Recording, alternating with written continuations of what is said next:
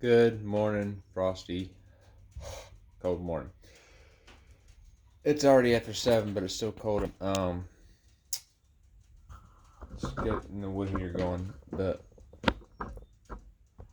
The sliding doors on the van the other day, they've been growling at me for some time. But last week, the seatbelt got caught in the driver's side door, and I had to force it open.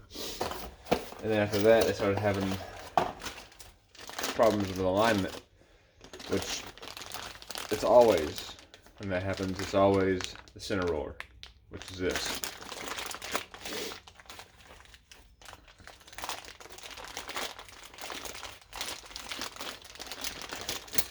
I have replaced a ton of these, and some other guys I worked with have replaced thousands more than I have. These things just wear out. What happened is the balance of the door, what's it called? Camber balance of the door rests on these two bushings. The weight balance rests on the bearing here. And once that bearing wears out, it'll start tilting. And when that happens, this misaligns and it starts putting pressure angularly and diagonally in whichever way the weight wants to go, and it just jams up and the door won't move. It won't open, it won't close, or it'll half open, half close, what have you. But while they're not really fun to replace, they're not difficult. So we're gonna get started on that this morning. Get both of them. And I've already got this side started. What you have to do is partially open the door, or fully open the door, and on the front side, there's this side trim panel that covers where the side roller is, and then there's a screw that goes in right here in the front, and then you gotta pull the tail light off, which is just 8 millimeters right here, and then just take your hand and slap it like this right here, backwards and in at the same time. So then it pops it off, and then there's a 10 millimeter that attaches right there.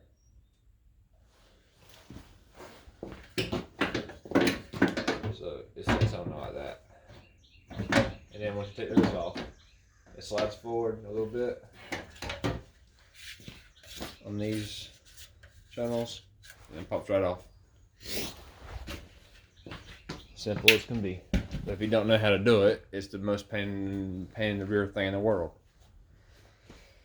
And then what we've always done at Honda, as you can see, the Ford jack has it's a 4x6 or 4x4 block of wood, just barely supporting the weight of the door. You don't want to put no up pressure or pull back on it or nothing. Just support the weight of the door. That's all. And then what I'm getting ready to do now is take those two bolts right there out of the hinge. 12 millimeters. And you can get, I'll show you in a minute. Loosen them up here.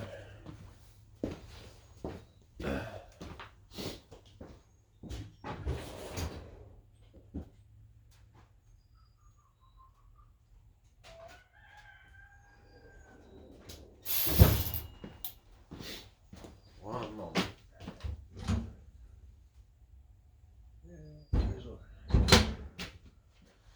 Now she's roaring. Okay. This is what I use. I break it loose with a wrench, and then I use this 1/4 inch battery ratchet. The swivel slide.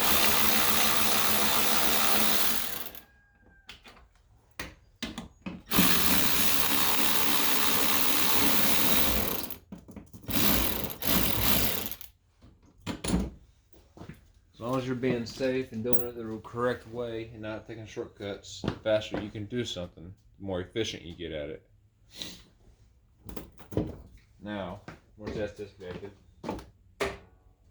pull the jack in the door at the same time.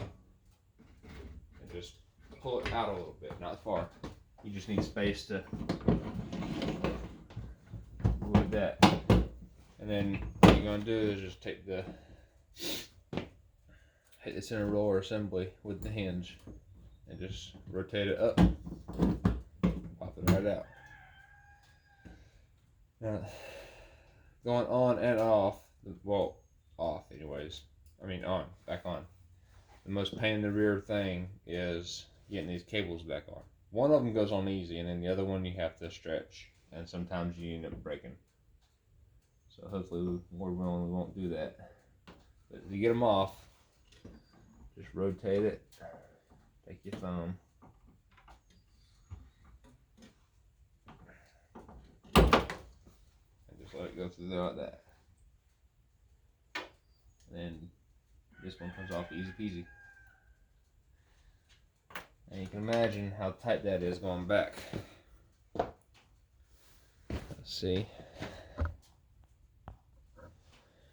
On this one, the side bushing cracked on it. So that's what's causing the issue on this one. See how that play? It's got play on that one, but very little. They need a little bit of play, but not a super amount. Like this one, brand new, has just a tiny bit of play, but it needs that play to be able to go where it needs to go to support the balance of it. In this case, the bearing's actually okay on this one.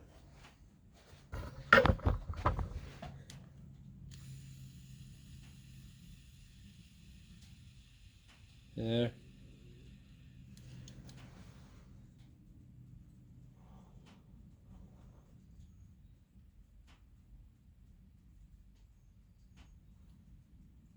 It's a shame we can't get these little parts anymore for these things. They used to be able to replace just these bushings, but not anymore. They start selling them as a whole unit. So there's no point in saving that. It's all trash. That's garbage.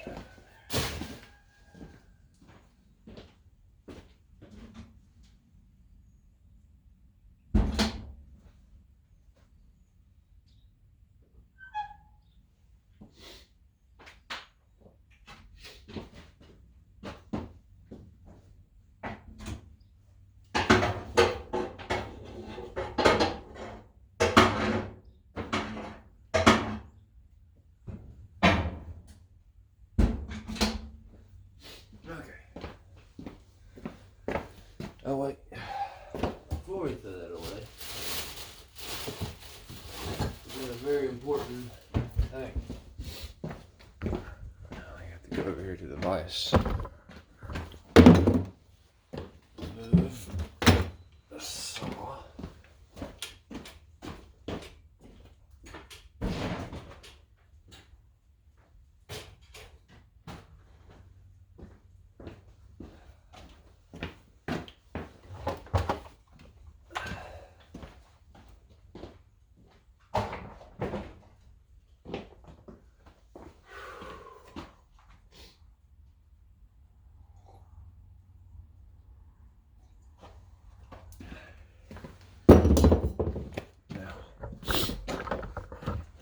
The new one doesn't come with this part of the hinge, so you have to transplant it. It's easy enough though. All you do, we'll do it this way. No, no matter which way you orientate it, I'm just trying to orientate it in such a way that y'all can see it better.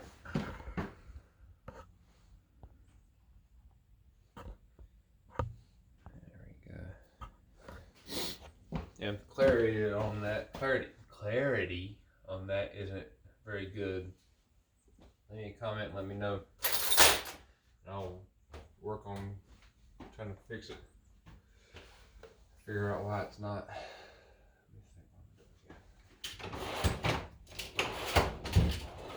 There you are. What I use, everybody can use their own tools, whatever they want. But I found a simple way to do it.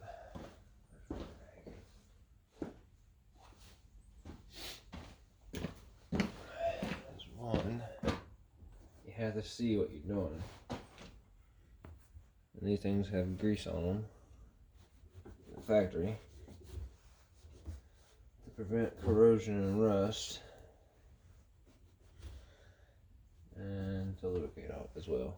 But now, away from the grease. This is a E-clip. So what I use is a spring-loaded center punch. This is from Matco, but you can buy these at Napa, Advance, wherever. You get what you pay for. Hopefully you saw what I did there. Put it back on.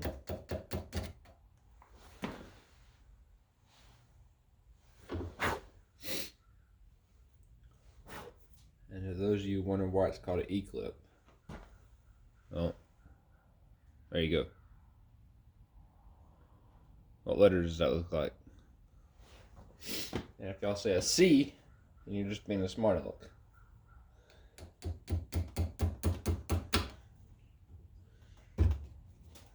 Now, come in on that center foot piece on the thing.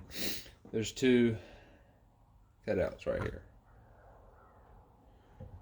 Let me get you in closer here so you can see them better.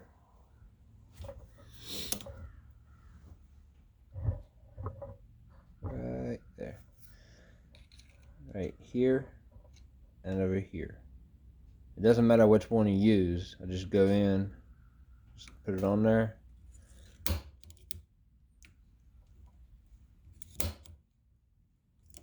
And then just gently, no force at all, just leverage, prying the tool against the nipple there as a fulcrum point to push that out. Real simple. No leverage, no force at all on these things.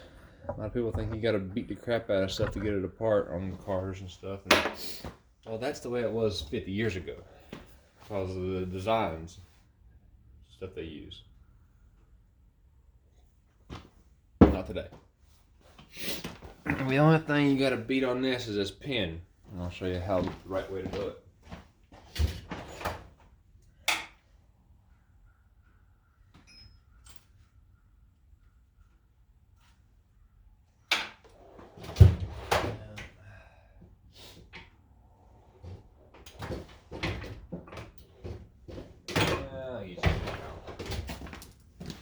Generally, you want to hammer at least, I'd say at least 36 ounces or better. This is a 3-pound. I got a 40 ounce in there too, I use sometimes for certain things like this, but you just want the weight of the hammer, nothing extra. And this is a non-marring center punch. And non-marring means the end of it here won't mushroom and splinter off and shrapnel off like a lot of the other ones will. It'll over time mushroom a little bit, but that's about as far as it goes. It won't splinter off.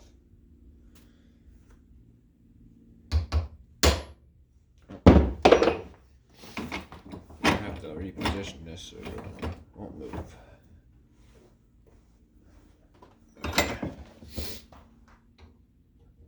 Let's see, make sure you can see that. Okay.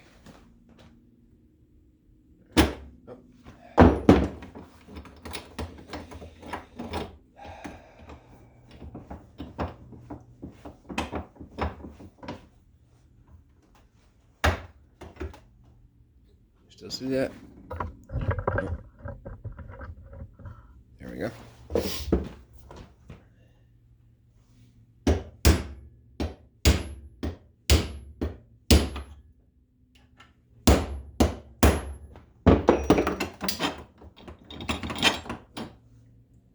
Okay, that started to move a little bit.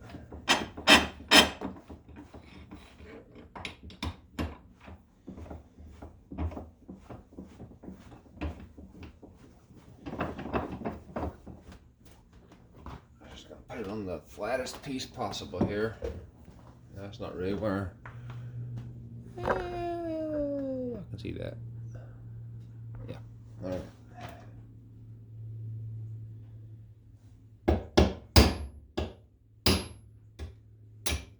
There we go. Yeah. No extra force, just the weight of the hammer. Nice and gentle.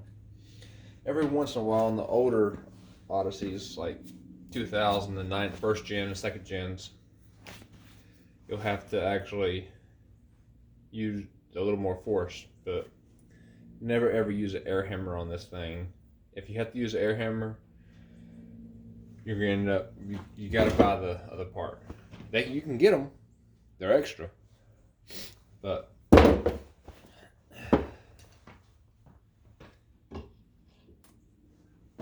now we just take that, put it back on the same way, slide it right in there. Actually, while I'm here, what I like to do sometimes, I'll show you.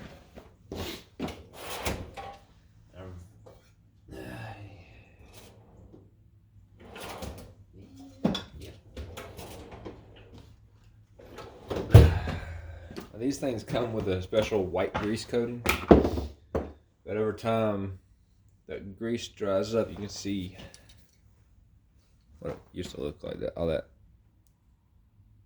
dry white stuff right there. That's what the grease used. It will dry up eventually, and then once it dries up, it serves to no purpose anymore. And then there we go. Rust starts doing that, and then after a while it'll start wallering that out. And that can also cause misalignment issues. So what I use, instead of putting that factory grease, which technically you cannot buy because dealerships won't sell it, I've asked many times why, but no one's ever given me an answer. Other than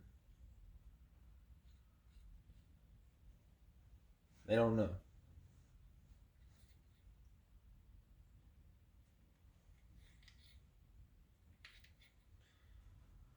Alright. You can see I just put that in there and run there. I don't particularly want grease on me this morning because it's a little chilly outside.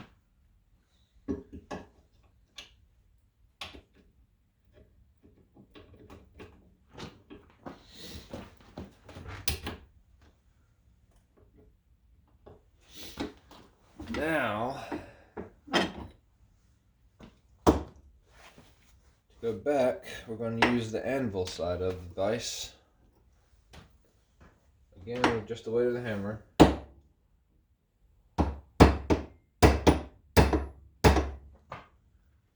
Y'all can see that. Oh, nope. Let's change that where you can.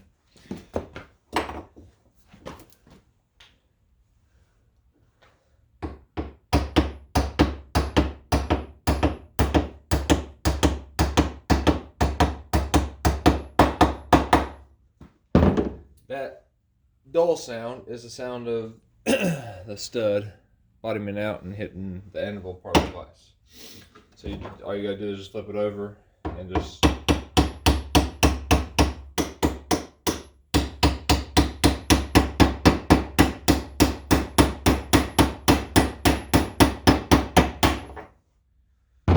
tap it down in place until you see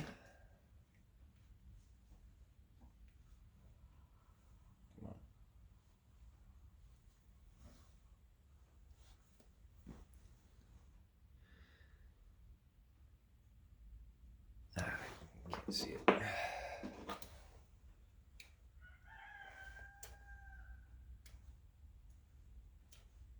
that out a little bit. There we go.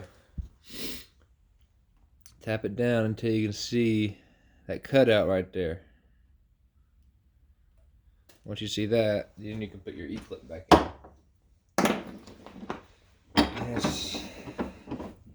here just to put it back in the vise. Do that.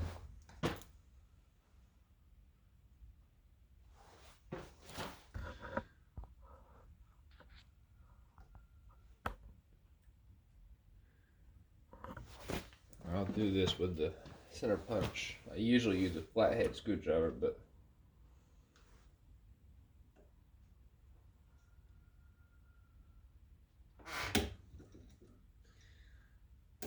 there we go.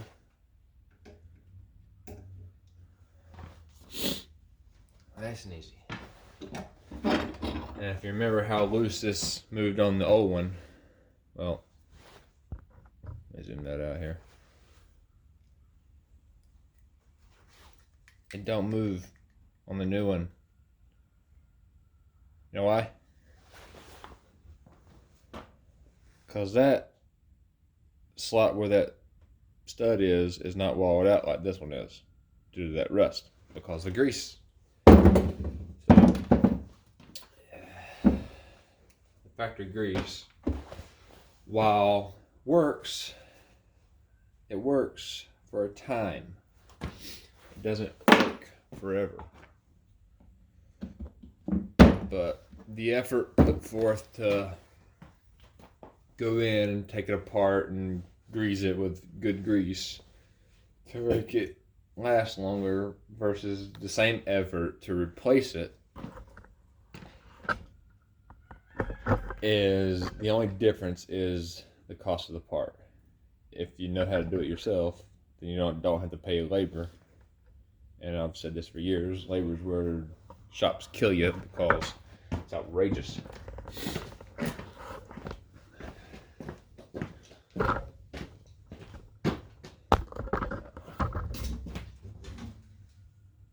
yeah.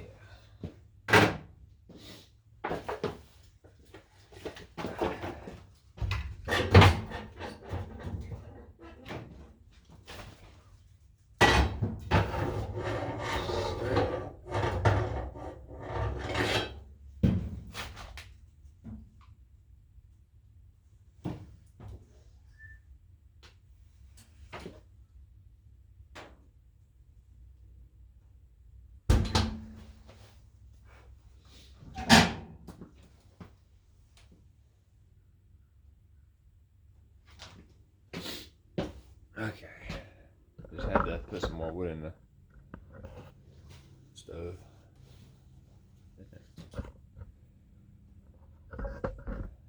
Now comes the fun part. I gotta warm my hands back up.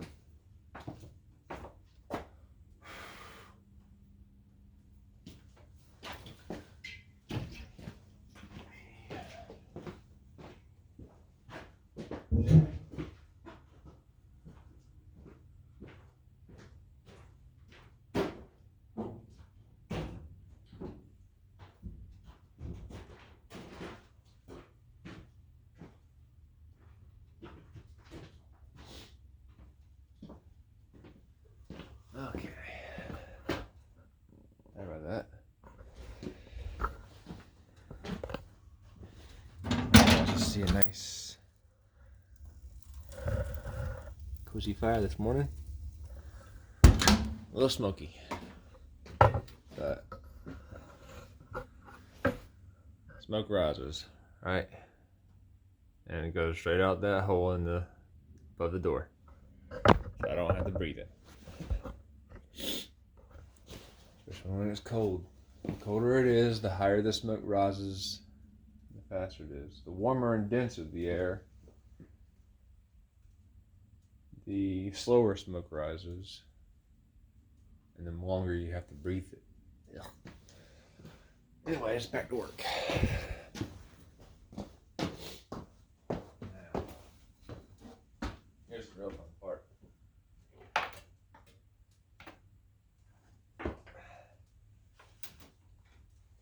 Okay. Let's see this.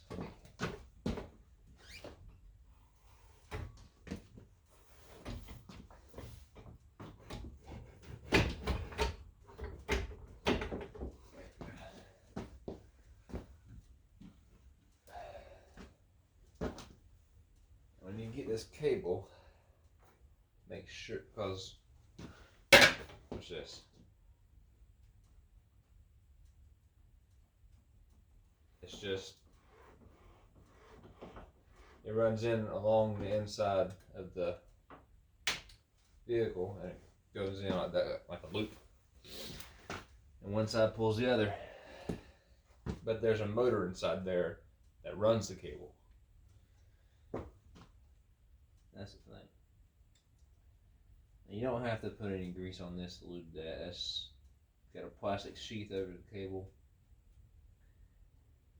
And it's, there's no need to lubricate that.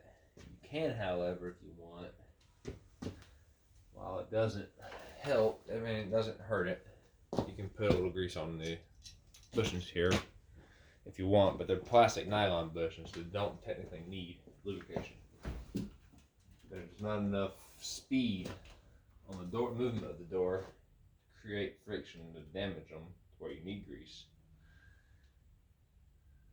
So we're gonna just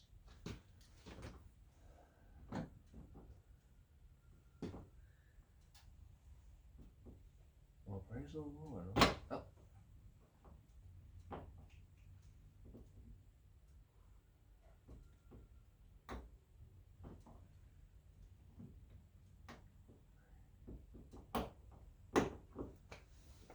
I've never done that. That's the first. Praise the Lord. Now, once you get the cables on, you can use a pair of pliers on the cables, but you have to be very careful how much gripping pressure you put, because you can crimp that cable. That's a wire, and once it's cramped, it weakens it and it can break. So if I remember correctly, the way the Honda says to do it is actually just take your fingers and put it in there, which is what I just did, but it rarely works. And then you want it 90 degrees to the rail. Slide them in like that, and on it goes. That's it. And just step back over there. That smoke's settling. Also,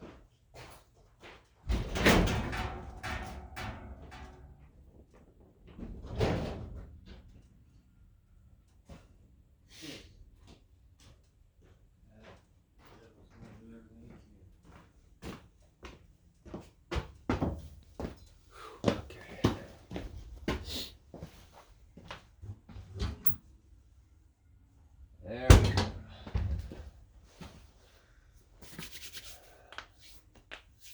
Had to open the doors up because the smoke started to settle. The air current stopped for whatever reason.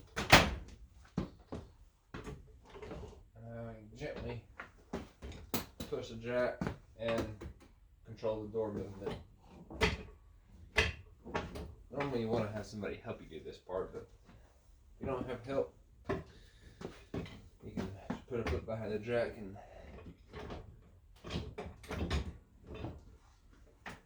eyeball it. There you go. Now, one thing I didn't show you is, not a lot of people know what witness marks are, so I want to show you. On where the center roller mounts to the door, there are lines created by dust, and then there's a clean, fresh surface. That's called a witness mark. All you gotta do is line, because the edge of the hinge is curved or rounded or beveled, whatever you want to call it. You want to line up as best you can with those witness marks. Then put your bolts in there and tighten them equally down. There is actual torque spec on there. I don't remember what it is. But what I use is a ratcheting flex head wrench, which that's probably about 14 inches. Or yeah, 12, 14 inches. So that's a fair amount of leverage there. And once it gets tightened up there, come in and choke it, then tighten it up and choke it. And once you cannot move it, it's tight. That's choking it. If you can hold it out here and you can twist that bolt right off and pop it right out of this thread and break it. But I don't recommend doing that.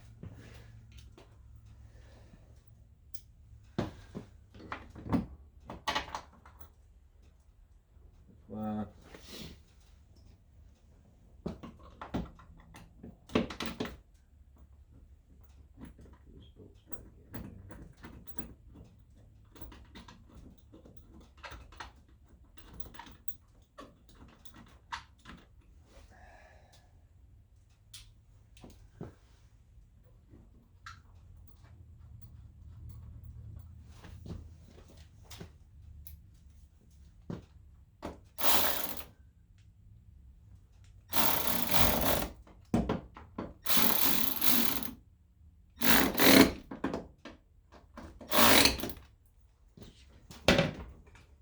Now, you can let your jack off, and the power should be turned off still at this point. And all you got to do to test it is that. And then come up here, you switch, turn it on Toyota, Nissan, Honda, whatever. On Honda's the switch. On this generation, the switch is right here.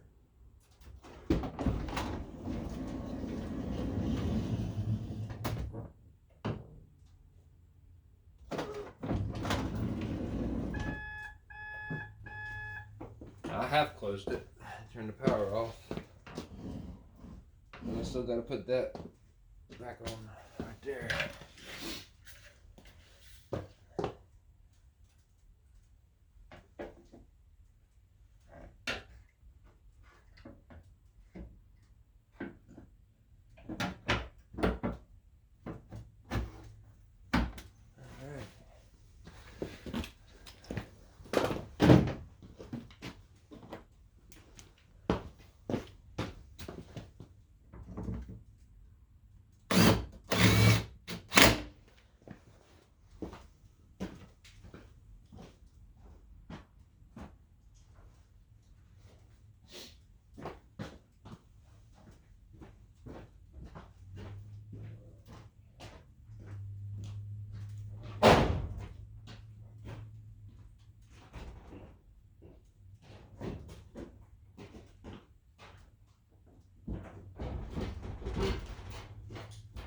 Doors. Get all the smoke out of here. It started getting colder in here.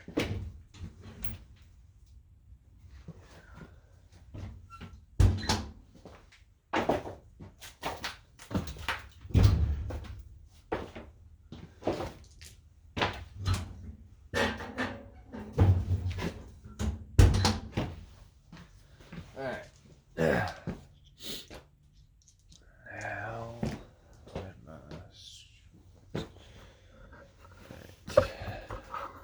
Show you.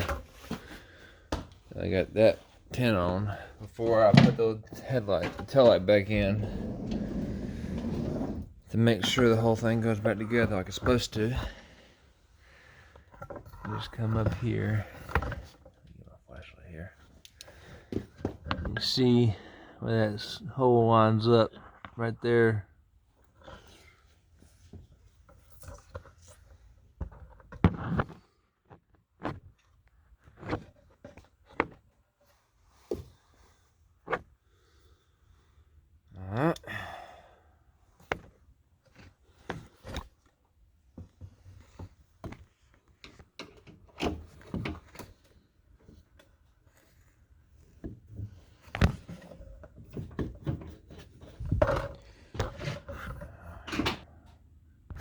I had to pause that while I get that screw put in there. It was a tight space. But that's it. And then you put your tail light back in and I'll show you how to do that. It's real easy.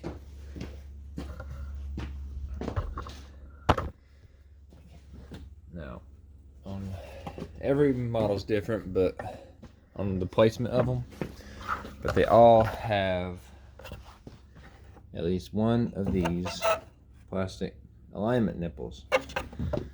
Honda has 2 different ones. You can see it right there.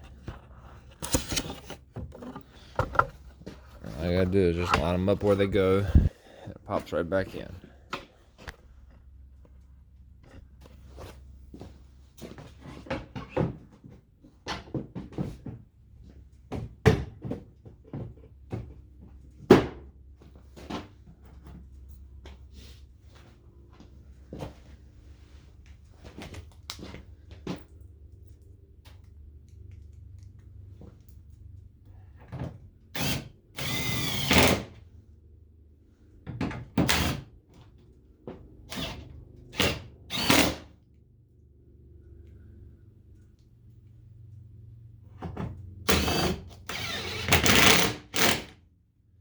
I always, when I'm using my 3/8 impact, I always put the bolt in the hole and then reverse it to line up the threads and then go in with it. Do that so it doesn't cross thread. 9.5 out of 10 times it works. That half out of one time it wants a cross thread, and it's always the first 2 threads or one of the first threads. That side's done. Let's go to the other side, and then you have nice smooth working doors again. Nice and quiet, no growling, no stopping half open, half closed, no beeping at you and all that nonsense. And that's it. Sharon, if you're watching this, as soon as we can get the center rollers for yours, I can do yours. Thanks for watching. Have a blessed day.